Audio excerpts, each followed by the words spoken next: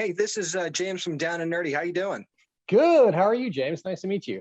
Doing really good, man. Nice to meet you as well. So we get to see some familiar faces in the series, but we also meet plenty of new characters as well. Was there kind of a conscious effort not to lean too hard on some of the characters that were well known from the live action series? Believe it or not, there wasn't an effort. It was just those were the way the stories came to us. When we reached out to all of our creators like Aisha Tyler, Justin Roiland, Andy Samberg, they pitched us the ideas for the show, for the episode they wanted to do, the short film essentially that they were making. So that's just kind of the way it happened. We didn't actually push them either, to have more characters in or not. There were areas where we thought it made sense. We're like, oh, the deep could be involved in this. So that sort of made sense. So we helped out, but there certainly wasn't a push to be more from the show, from the mothership, or less from the mothership. It just kind of worked out that way. Awesome. Thank you. Hi, Simon. My name is Monica. I'm with Temple of Geek. And nice to meet you, Monica. Nice to meet you. So you mentioned that when you reached out to everybody about, the ideas that they pitched them, did you already have a team in mind when you started thinking about this project? How did it come together that these were the individuals that you were going to reach out to? It started really just Evan Goldberg, who I've worked with before. I worked with him on Invincible, and I've known him for a while. He came to me and was like, hey, man, we're thinking about doing like this cool spinoff of The Boys, but like an anthology series with all different creators and writers coming in and participating. I was like, that sounds amazing. Yeah, I'd love to do that with you. And then we just started like spitballing a list of people whose work we really liked, people who we respected, people we wanted to work with, who we had heard were fans of the show and really liked The Boys. And then we just started reaching out, and it sort of helps when, Seth, Rogen can make those calls for you and people want to work with these guys. So it was not hard putting the list together and getting people who are like, yeah, I'm available and interested. I mean, there were people who were like, we would love to do it. I just can't do it right now because I'm shooting or doing a movie. So those people we will save for a hopeful potential season 2. Excellent. Thank you. Hey, how's it going? This is Greg from the hashtag show. Nice to meet you, Greg. So with all this amazing talent you had in these like, oh my God moments and throughout all these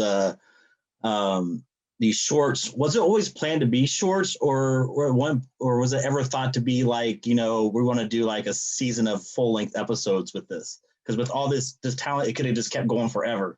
Oh man, we could have made them much longer. Yeah, no, initially it was all going to be shorts, and we just knew that because we had to come out. The whole idea was to make a series that we could make quickly, and have it come out before season 3 of The Boys to give fans something to watch and get them excited about the mothership show, but still make something that was creatively fulfilling and interesting and new, not just like a hold me over, but like its own thing. And to do that on our schedule, we were like, they have to be shorts. We initially wanted to do 10 of them, and we just, as we started getting into it, we're like, well, there's no way we can get 10 done in the time, so we had to cut it down to 8. So honestly, I'm not sure we could have added many more minutes to that and still got it done on schedule. Although I wish, maybe season 2, it'd be nice to do some longer ones for season 2. Hey, Simon, it's Elias from the Making of Chronicles podcast. So we noticed we have 8 different stories in the episodes. How was it working with some of these actors voicing these characters? Hi, Elias, nice to meet you. I mean, the actors are amazing. You let them, our cast at the time, it was just a dream. I couldn't believe the people we were lining up. We were just going out and asking, and people were saying yes. So it was wonderful. I mean, and all of them bring something unique. So honestly, it's like, give them the material, talk to them about the scenes, and then get out of the way and let them do what they are very, very good at. And then it's just picking from this sort of wealth of riches of like all these great takes and just trying to assemble all the takes together that give you the best end result. So honestly, it was easy. All of our cast are amazing. So yeah, we had a wealth of amazing material to choose from. Hi, Simon. This is Derek from Fanboy Planet.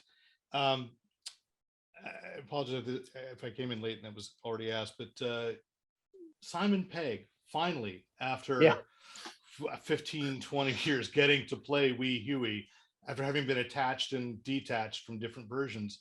What was the process getting Simon involved? Oh, yes. First of all, nice to meet you, Derek. But yes, I mean, honestly, it was just, we reached out to Simon and he said yes.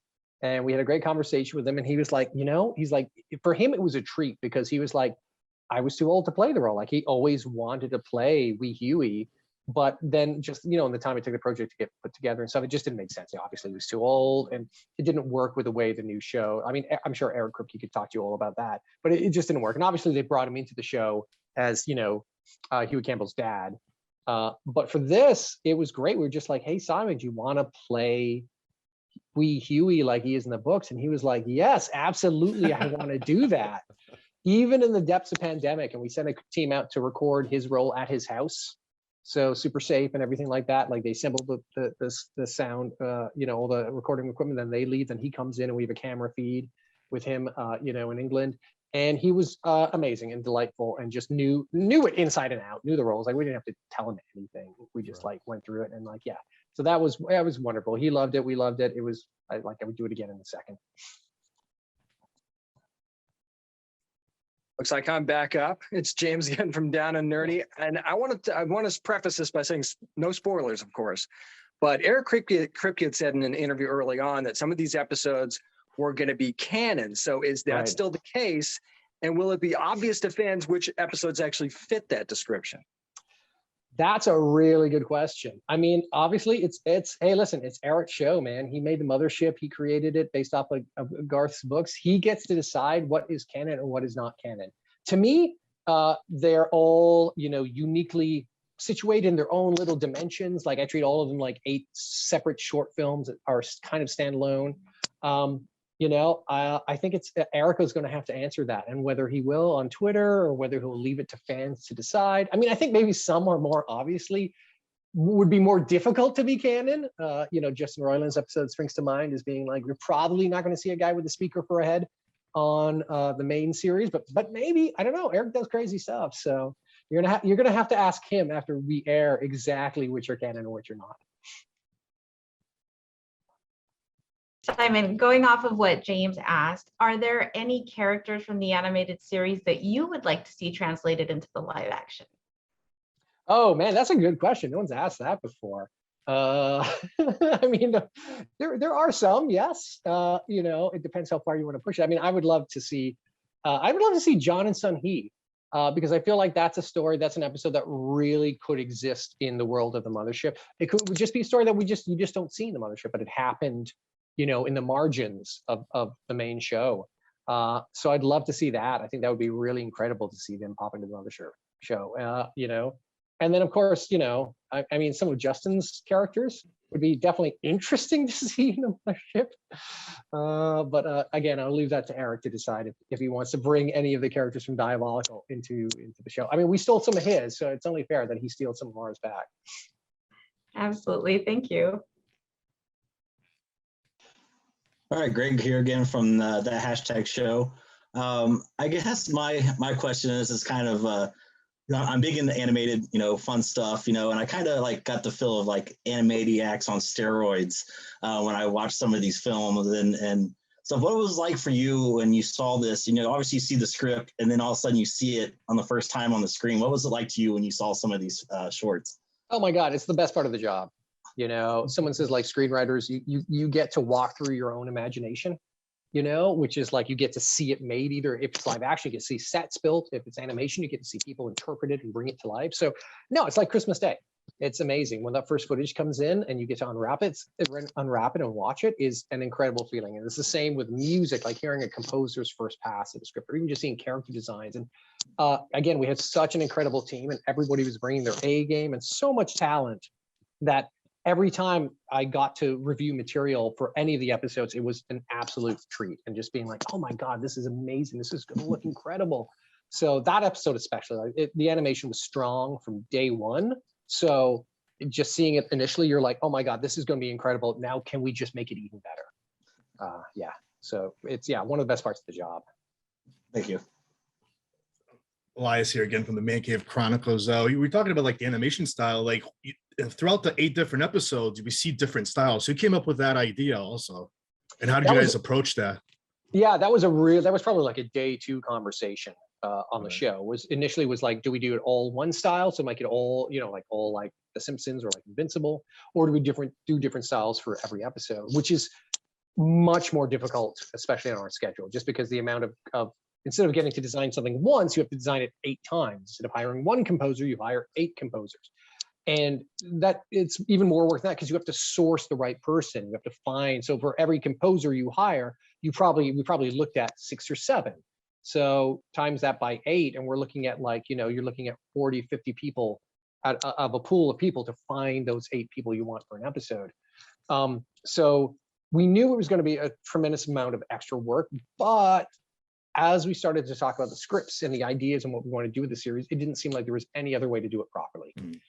Because when you were having scripts and stories coming in from like Justin Roiland and then from Andy Samberg and then, from the Glazers and from Awkwafina, there was no single animation style that would execute on all those ideas as well as we wanted to do.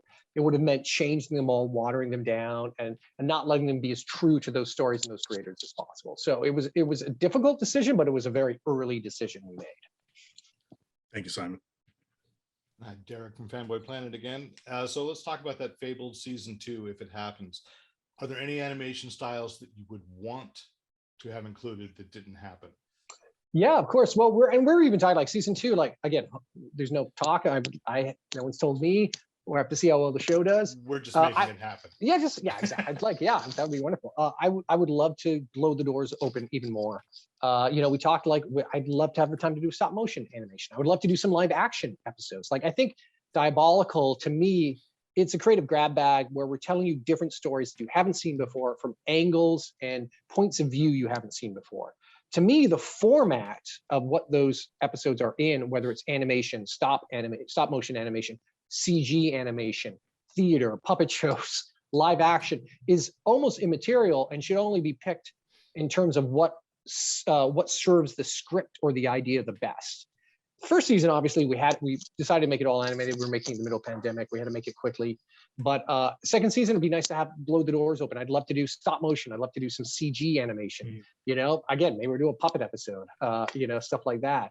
And just be like, let's give people something they haven't seen before, something all new and something different from season 1. So that's what I'm hoping for. Cool. Thank you, Simon.